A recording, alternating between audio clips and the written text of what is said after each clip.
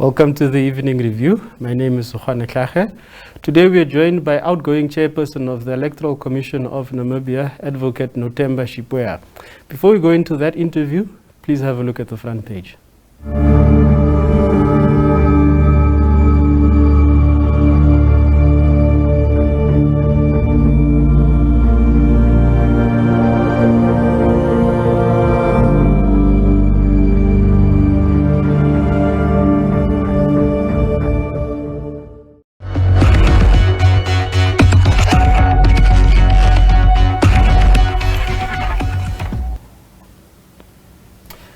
Good evening, Advocate, and welcome to the evening review.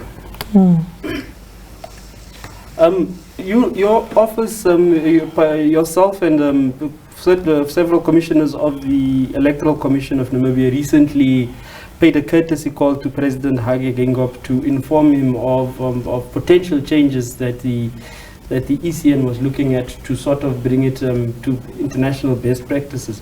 What are some of the reforms that are being planned should they see fruition at the ECN?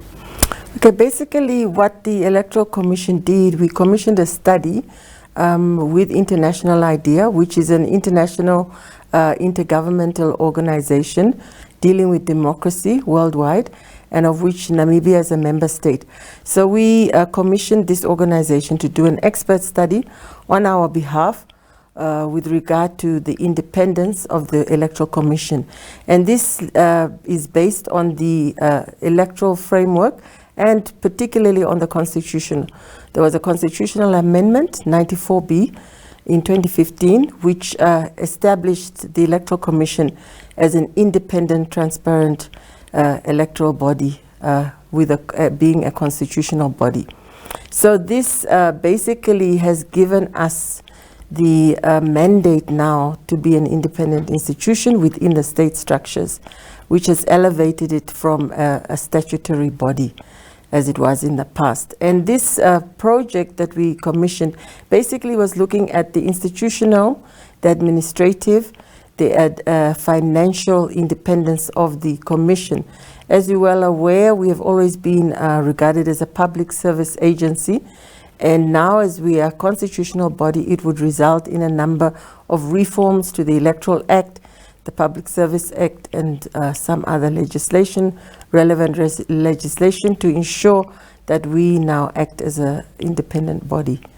Yes. And at what stage, in terms of now the planned reforms, what would it entail now from a legislative point and as well as an operational point of view? What would now need to be done to go about this reform, or what are the steps now that are remaining? Well, basically there is an implementation plan which the Commission has considered and approved, but what I need to stress is that the implementation plan is not a static document. It is a document which will be continually reviewed by the incoming Commission. They will be continually looking at it to see whether it speaks relevant to the situation at the time and with the stakeholders that are involved. So this implementation plan, basically it looks at the aspects of what legislation needs to be amended to be in line with the constitutional amendment, which now establishes the independence of the Commission. So there are aspects of the Electoral Act, the present Electoral Act, which need to be amended, which we are still in the process of reviewing. We are looking at electoral review of the Electoral Act now. Then there's, of course, the Public Service Act, which needs to be looked at to be amended to ensure that the Commission is no longer a public service agency. Then there's aspects of the Procurement Act that also need to be looked at. So there are various different regulations. There could be the Treasury instructions and so forth that could also be looked at. So there are different various legislations that will be looked at and amended to make sure that ECN then would be treated as an independent institution. And then, ma'am, if we look now at your 2 terms, seeing now that you're outgoing, how would you describe the ECN that you found when you took up this position as chairperson, and how would you describe it now leaving the ECN after your 2 terms? Well, I took over from Dr. Tonshi, who's a very well-respected electoral practitioner, not only here in Namibia, but also in SADC and abroad. And what I can say is that there's a number of changes that were made during my tenure. I think one of the significant ones, which you're all aware of, is that we were able to introduce the electronic voting machine, which was a first in Africa. It was the first in the continent. And that was due to a lot of electoral challenges that we had over the years. We did have an electoral challenge before the first election, where the EVMs were conducted, the elections were conducted using an EVM. But after the election, there was no court challenge. So I think it was a first in Africa having this EVM, this technology. It worked well and it was efficient. There were no mistakes that you would find with manual ballot papers at all. There were no spoiled ballots because it doesn't allow for spoiled ballots. So every vote counted. And it's a very efficient system. So it was the first time that we never had a court challenge in the electoral history of Namibia. So that, I think, was a first for us. We were also able to introduce the biometric voter registration. That was a first for Namibia again, where we were able to register our electoral voters by biometric, using their fingers and their fingerprints, and to be able to identify them. And then we were also able then to introduce what we call the voter verification device, where we would load the whole electoral register onto the device, and then we were able to identify our voters now through the verification voter device. So these, I think, are some of the important electronic technologies that we were able to introduce, and that have, I think, really served the nation very well. What would you make of suggestions that there was a bias of the ECN towards the ruling party by opposition, or is it just to say that that perceived bias of the ECN towards the ruling party? Yeah. I think this perceived bias, it needs to also be put in context. We have what we call our political liaison committee, where we are always consulting with the various political parties to find out what are their views, and to also share all the different electoral programs that are being implemented. Before elections, we always consult our electoral stakeholders, being mostly the political parties.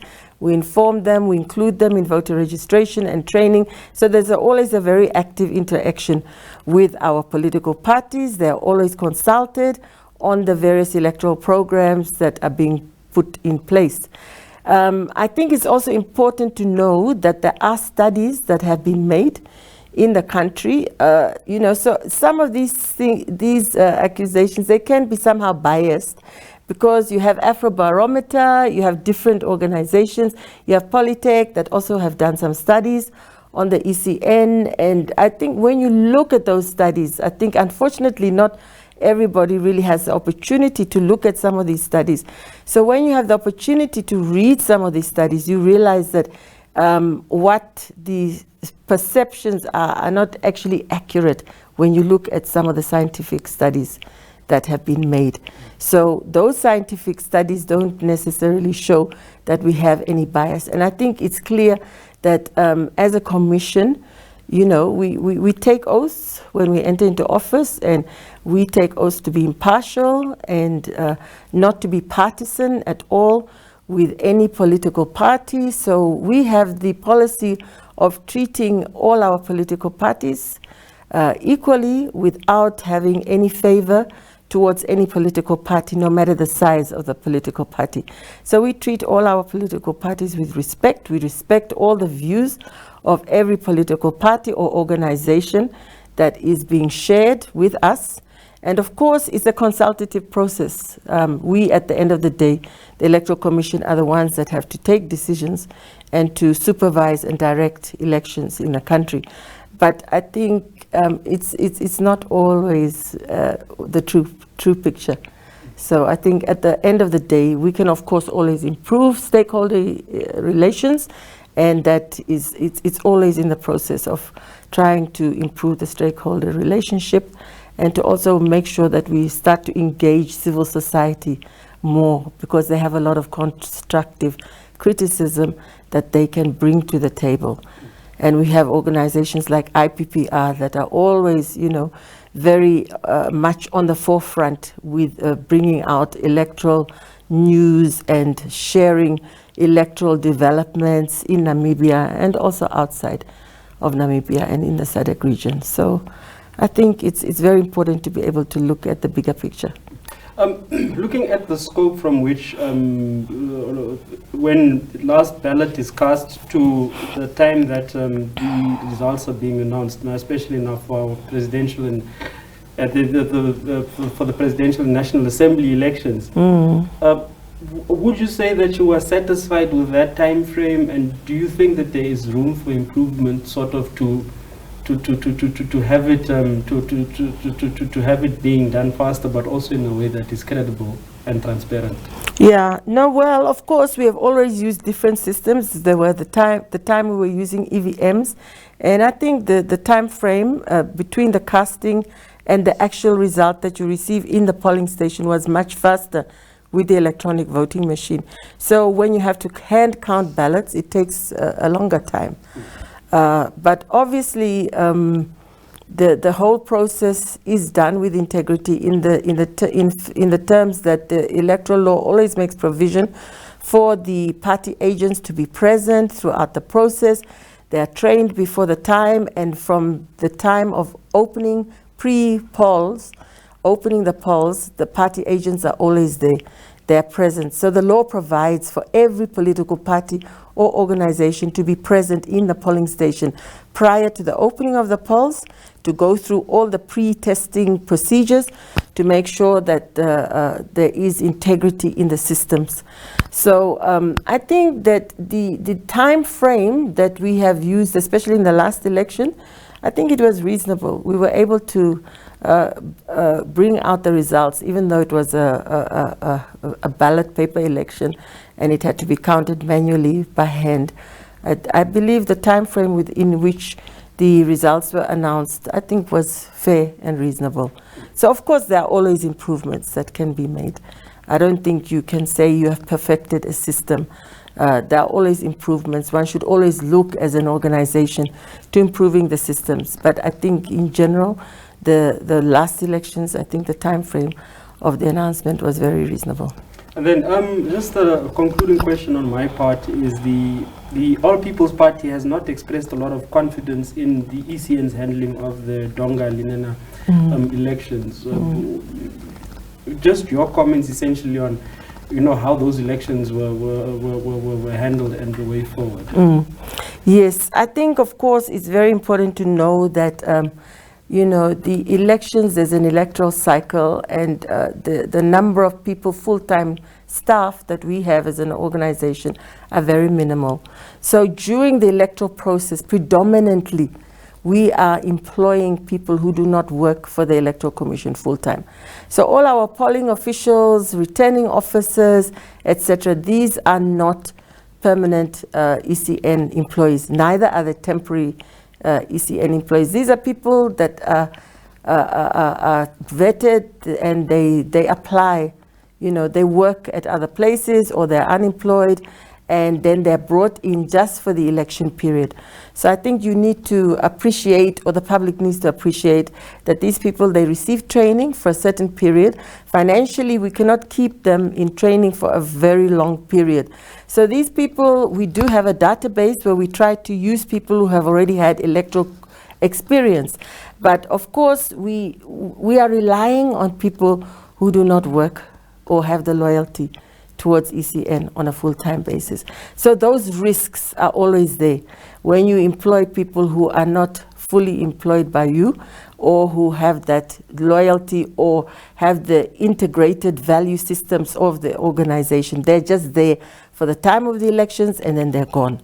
So that human element of error or whatever, or negligence, whatever you may call it, it can creep in. unfortunately, it does creep in at certain times. So we do have that problem, and I think that is maybe what has happened, you know, to an extent in that specific election, Ndonga Linena, where the polling, the presiding officers then did not ensure that the ballot papers which had been marked, even though they were not marked on the ballot in the specific ballot box, but the fact the law provides that as long as the intention of the voter is clear, that whom they're voting for, then that ballot paper should not be rejected. It should be counted. So unfortunately, what has happened in a number of the polling stations is that the presiding officers ignored this specific legal provision, and they actually rejected ballot papers which should not have been rejected. And that, in the end, it transpired in a councillor from a wrong party being now regarded as the winner of that election.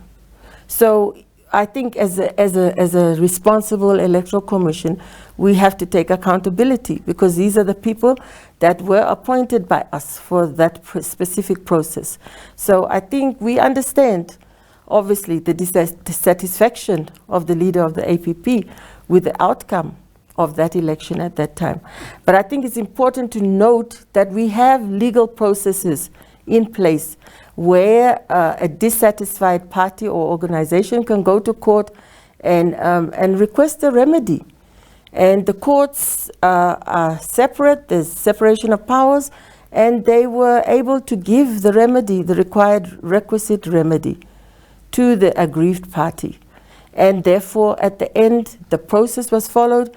We were able to issue them with the materials so that they go further in the case. And then, of course, the court ordered that, you know, that it was not a fair process in the sense that ballot papers were rejected, which should not have been rejected.